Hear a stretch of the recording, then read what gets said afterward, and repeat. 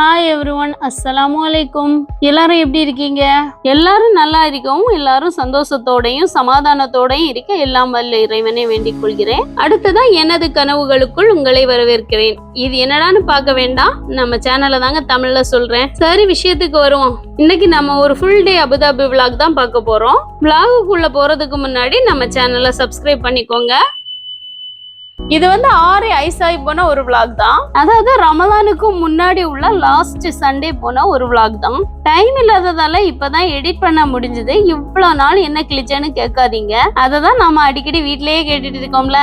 சரி, இப்ப அதை விட்டுட்டு விளாகுக்குள்ளாடி போலாம். காலையில வரைக்கும் எந்த பிளானுமே இல்ல. நெக்ஸ்ட் வீக் ரமலான் ஸ்டார்ட் ஆக போகுது. இனி ஒரு மாசம் எங்கேயும் போக முடியாது. அதனால சடனா பிளான் பண்ணி அபுதாபி போலாம்னு சொன்னாங்க. அகதியா பிறந்ததுக்கு அப்புறம் அகதியாயும் நாங்களும் இப்பதான் அபுதாபி போறோம். ஆனா குட்டியாளி கொல்லத்துக்கு போன கதை மாதிரி அபுதாபி போறோம்னு மட்டும்தான் தெரியும். அபுதாபில எங்க போறோம்னு தெரியாது. குட்டியாளி கொல்லத்துக்கு போன கதைன்னு சொன்னேன்ல, யாருக்காவது தெரிஞ்சா கமெண்ட்ல சொல்லுங்க. அபுதாபி போனதுக்கு அப்புறம் தான் ஹஸ்பண்ட் சொல்றாங்க ஒரு ஃப்ரெண்டு வீட்டுக்கு தான் போறோம்னு. ஃப்ரெண்டு வீட்டுக்கு போறதெல்லாம் சந்தோஷம் தான், ஆனா அது சொல்லி கூட்டிட்டு போயிருக்கலாம்ல. சர்ப்ரைஸ் தான். நமக்கு மட்டும்தான் இப்படி நடக்குமா இல்ல எல்லாருக்கும் இப்படிதானான்னு எனக்கு தெரியல. யாருக்காவது நடந்திருந்தா கமெண்ட்ல சொல்லுங்க. ஃப்ரெண்டோட வீட்ல இருந்து பார்க்கும்போது தெரிஞ்ச வியூ தான் இது. சூப்பரா இருக்குல்ல. புறாக்கள் எல்லாம் விண்டோல உள்ள கண்ணாடியை யூஸ் பண்ணி அழகு பார்த்துட்டு இருந்துச்சுங்க. இங்க பார்க்கும்போது நம்ம துபாய் மெரினா மாதிரி ஃபுல்லா ஹைட்டான பில்டிங்ஸா இருக்கு. பட் எங்க பில்டிங் எல்லாம் ஏர்போர்ட் பக்கம் ஆனதால ஃபிளைட் வர்றதுக்காக 2 இல்ல 3 ஃப்ளோர் தான் இருக்கும். ஃப்ரெண்டோட வீட்லயே கொஞ்ச நேரம் பேசி சிரிச்சு ஜூஸ் எல்லாம் குடிச்சிட்டு பக்கத்திலேயே வாக்கிங் டிஸ்டன்ஸ்ல இருக்கிற ஹோட்டலுக்கு போனோம். உள்ள போனதும் போட்டோ எடுக்கிற மாதிரி ஒரு பிளேஸ் இருந்துச்சு. ஸோ போட்டோவும் எடுத்துட்டு அப்படியே வந்து உட்கார்ந்தாலும் சும்மா இருப்போமா என்ன, பக்கத்துல தெரிஞ்ச இடத்தையெல்லாம் வீடியோ எடுத்துட்டே இருந்தேன். பேட்ஸோட விங்ஸ் மாதிரி இருக்கிற இந்த லைட் எனக்கு ரொம்ப பிடிச்சிருந்து. அது நேர்ல பார்க்க சூப்பரா இருந்துச்சு. கொஞ்ச நேரத்துல ஃபுட்டும் வந்தாச்சு.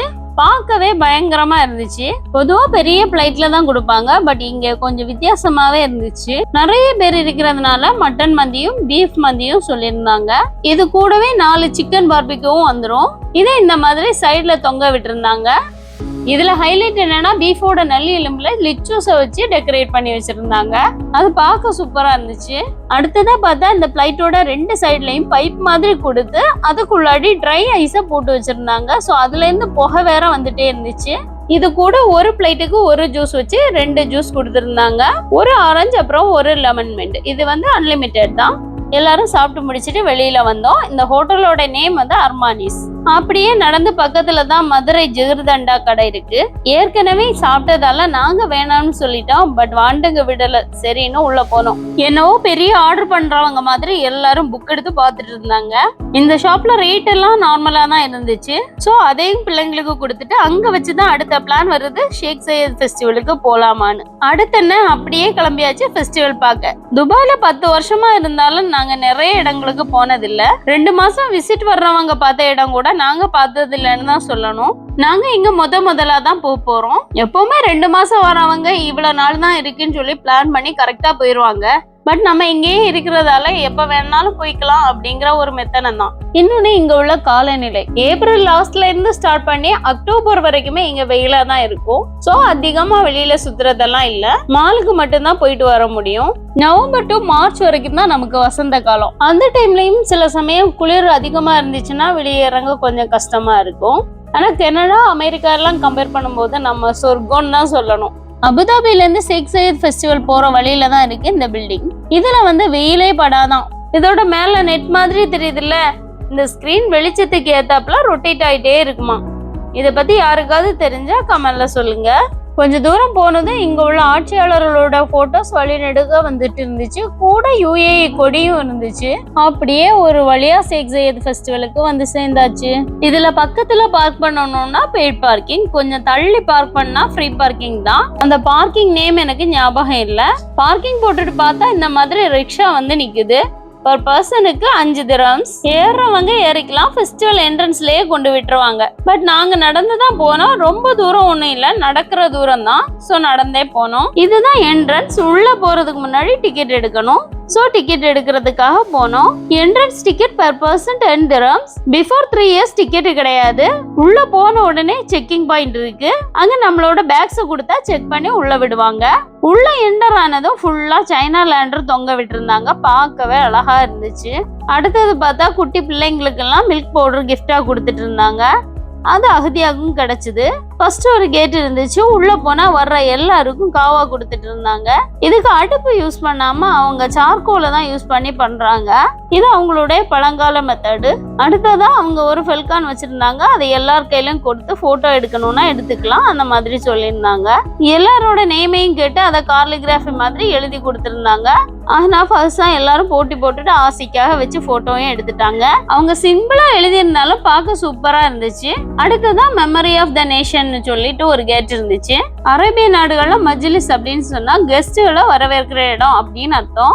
அதை ஜஸ்ட் பார்த்துட்டு உள்ளாடி போனோம். இங்க 1968ல நாடு எப்படி இருந்துச்சு, அதுக்கப்புறம் எப்படி எப்படி மாறுச்சுங்கிறத கரெக்டா போட்டிருந்தாங்க.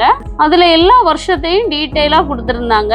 இந்த மாதிரி இந்த ஹால் ஃபுல்லா யுஏஇயோட வளர்ச்சியை பத்தி ஃபுல்லா போட்டிருந்தாங்க. அபுதாபியோட ரூல்ஸ் பத்தியும் நிறைய போட்டிருந்தாங்க. இதுக்கு முன்னாடி இருந்தவங்க எல்லார் பத்தியும் போட்டிருந்தாங்க. முன்னாடி நடந்த ஒவ்வொரு ஈவெண்டோட போட்டோஸும் இதுல கரெக்டா கொடுத்துருந்தாங்க. அடுத்தது விஆர் ரூமும் இருந்துச்சு. பட் இது ஒர்க் ஆகல. லாஸ்டா ஃப்ரம் டெசர்ட் டு ஸ்பேஸ்ன்னு சொல்லி ஒரு ரூம் இருந்துச்சு. அதுக்குள்ளாடி யுஏயோட ஸ்பேஸ் ரிசர்ச் பத்தியும் போட்டிருந்தாங்க. இது ஃபுல்லாவே 4 சைடும் ப்ரொஜெக்டர் வச்சு பண்ணிட்டு இருக்காங்க. அகதியா அதை பார்த்த உடனே ஸ்டேஜ் தான் நமக்கு போட்டிருக்காங்கன்னு நினைச்சிட்டு டான்ஸ் ஆட தொடங்கிட்டா. அவளை இழுத்து வெளியில கூட்டிட்டு வந்தா இங்க சின்ன பிள்ளைங்க விளையாட குட்டியா ஒரு ஸ்பேஸ் வச்சிருந்தாங்க. இதையெல்லாம் பார்த்துட்டு அப்படியே வெளியே வந்தோம். அடுத்தது அக்ரிகல்ச்சரல் ஓயாசிஸ்ன்னு சொல்லி ஒரு கேட் இருந்துச்சு. உள்ளாடி ஃபுல்லா வெஜிடபிள்ஸும் கொஞ்சம் திங்ஸ் எல்லாம் வச்சிருந்தாங்க. வெளியிலயும் இந்த மாதிரி நிறைய ஷாப்ஸ் எல்லாம் இருந்துச்சு. பிரைஸ்லெட், ஹேண்ட்பேக் இந்த மாதிரி நிறைய வச்சிருந்தாங்க. இந்த கேட்ல பெட்ஸ் அண்ட் அனிமல்ஸ்ன்னு சொல்லி வச்சிருந்தாங்க. பட் உள்ள போறதுக்கு 20 dirhams சொன்னதால நாங்க உள்ள போகல. வெளியில வர்றவங்களை அட்ராக்ட் பண்றதுக்காக இந்த மாதிரி பஞ்சவர்ண கிளிகளை கேட்டுக்கு முன்னாடியே வச்சிட்டு இருந்தாங்க. அது மாதிரி ஒரு ஆள் இந்த மாதிரி மடியிலேயே கிளிய வச்சிட்டு இருந்தாரு. 8 மணிக்கு பைக் ஷோ நடக்க போகுதுன்னு அனௌன்ஸ்மெண்ட் வந்துச்சு. கொஞ்ச நேரத்துக்கு அப்புறம் பைக் ஷோவும் தொடங்கியாச்சு.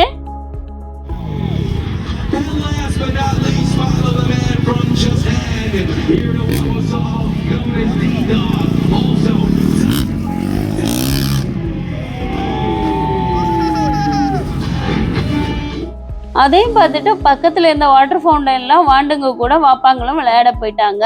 அதையும் முடிச்சுட்டு அப்படியே உள்ள வந்தா நம்ம குளோபல் வில்லேஜ் மாதிரி இது ஒரு குட்டி குளோபல் வில்லேஜ்னு சொல்லலாம். குளோபல் வில்லேஜ்ல நிறைய கண்ட்ரிஸ் இருக்கும். பட் இங்க கொஞ்சம் தான் இருந்துச்சு. ஃபுட் ஃபெஸ்டிவல்னு சொல்லி இங்க ஒரு தெரு மாதிரி அப்படியே வச்சிருந்தாங்க. அப்புறமா ஸ்டேஜ் ஷோவும் நிறைய நடந்துட்டு இருந்துச்சு. இது சின்ன பிள்ளைங்களுக்கான ஒரு டான்ஸ் தான்.